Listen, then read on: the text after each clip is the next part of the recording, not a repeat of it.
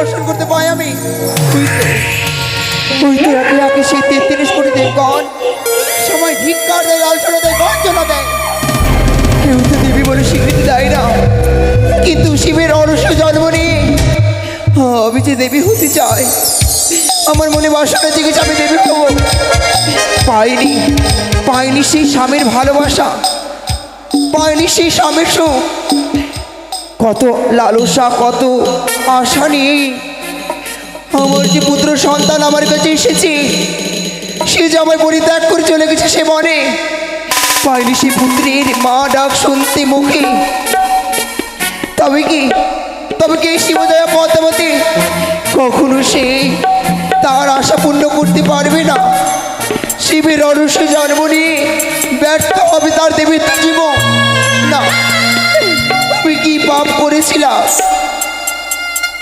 কেন এত কষ্ট, দুঃখ, যন্ত্রণা আমায়? আমি কি শিবের অরস জন্ম নিয়ে ভুল করেছি? কেন শিবজয়া পদ্মাবতী কখনো সেই দেবীর স্বীকৃতি অর্জন করতে পারেনি? কেন পারেনি তার স্বামীর সঙ্গে সুখে সংসার করতে? কেন পারেনি তার পুত্র সন্তানকে তার বুকে আগলে রাখতে? তাই তো সবাই তো ধিক্কার দেয়।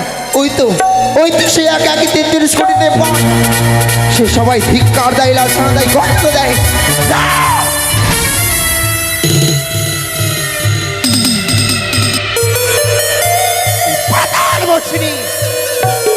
শিবজয়া পদ্মাবতী কখনো হাঁটতে শিখেনি। ওই হে দেবগণ, এই মনসা একদিন না একদিন এই দেবীর স্বীকৃতি অর্জন করতে পারবে। কিন্তু কি করি, কে আমায় উত্তর দিতে পারে? এই মুহূর্তে আর বিলম্ব না করে অবিলম্বে সামান্য দিকে স্মরণ করতে হবে। কোথায় দিদি তুলো?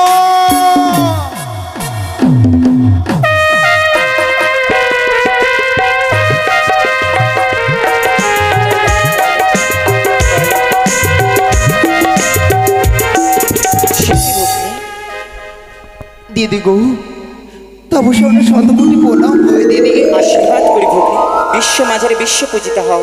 না, সে কি ভগ্নী? তুমি কি বলছো দিদি তুমি? দিদি গো, ভগ্নী আশীর্বাদ করলে বিশ্ব মাঝে বিস্মিত হব। তুমি কেমন করে বিশ্ব মাঝে বিস্মিত হব তুমি বলতে পারো? আমি কেমন করে ধরার মুখে দেবে তো স্বীকৃতি অর্জন করব?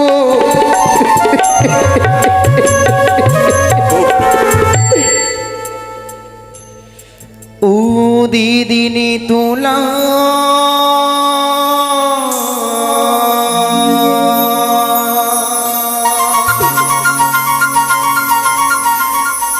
গো,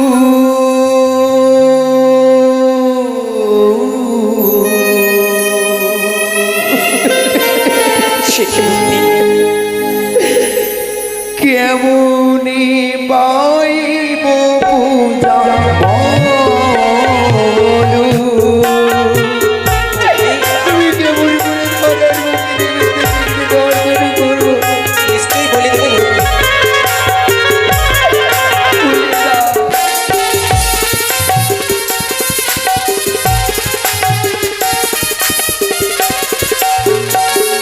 নিশ্চয়ই বলে দেবো ভগ্নী।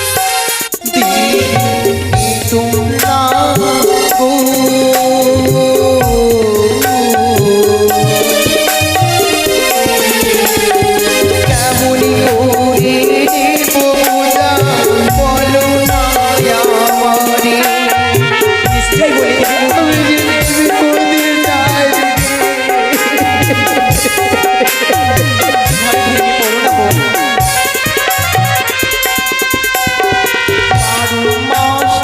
তেরো পূজা দিদি স্বর্গ দেব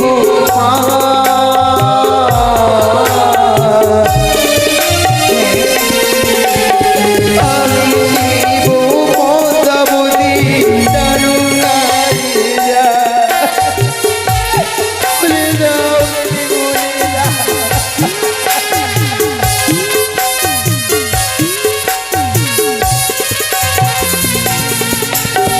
যুক্তি দেখো নেতা দিদি উপায় বলো মোরে,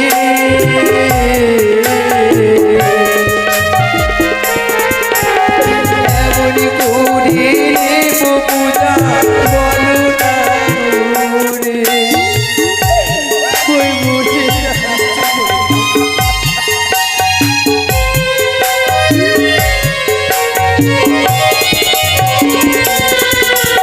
শোনো শোনো দিদি আমারও মজো,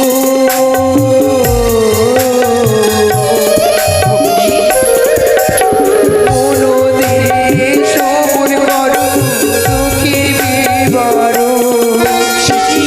পুজো পাবো বলো?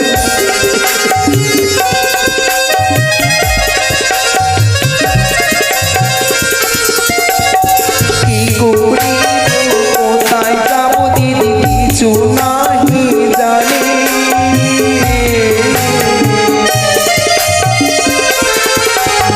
কোথায় গেলে পাবো পূজা বলো না গো তুমি? তুমি কেমন করে বুঝতে পারবো বলে দাও?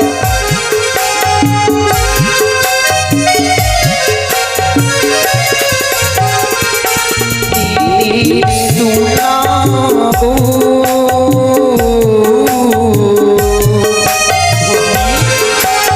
কেমন করে নেব পূজা বলো না গো মোরে।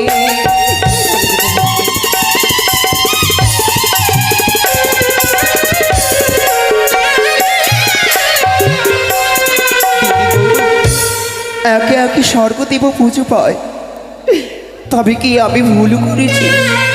তবে কেন আমি কবে পুজো পাবো তুমি বলে দাও? যুক্তি দিতে পারি ভগ্নী, যুক্তির অধিকারী।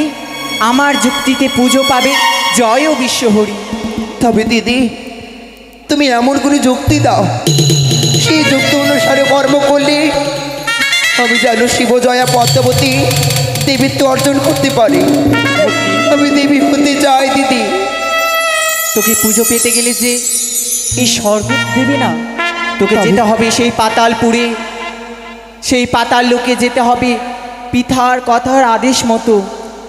মনে পড়ে সেদিন পিতা কি বলেছিল? দিদি গো, ছুটে যাবে সেই চন্দ্রধরের কাছে। যতক্ষণ না পারে তুমি চন্দ্রধরের কাছে পুজো, ততদিন তুমি বিশ্বমাজারে বিশ্বপূজিতা হতে পারবে না ভগ্নী।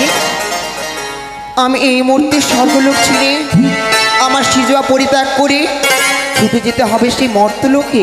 হ্যাঁ, তবে সেই মর্তলোকে 4 সদাগর, সেই পিতার প্রধান ভক্ত, সেই পিতার প্রধান ভক্ত 4 সদাগর যদি একটিবার মাতৃ সিংহাসনে বসে আমার চরণে পুজো দেয়, তবে দেবীত্বের স্বীকৃতি অর্জন করতে পারবো।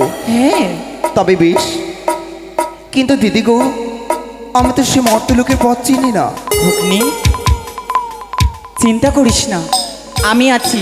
আমি যাব তোর সাথে সেই পাতাল লোক। তবে বেশ, প্রাণ ভরে আশীর্বাদ করো যাতে আমার সকল কর্মে সফল হতে পারে। আয়ুষ্মান ভব।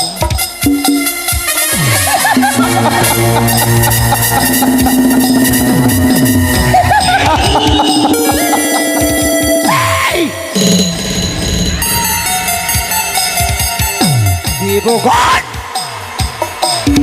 কঠোরই প্রতিজ্ঞা করেছিলাম,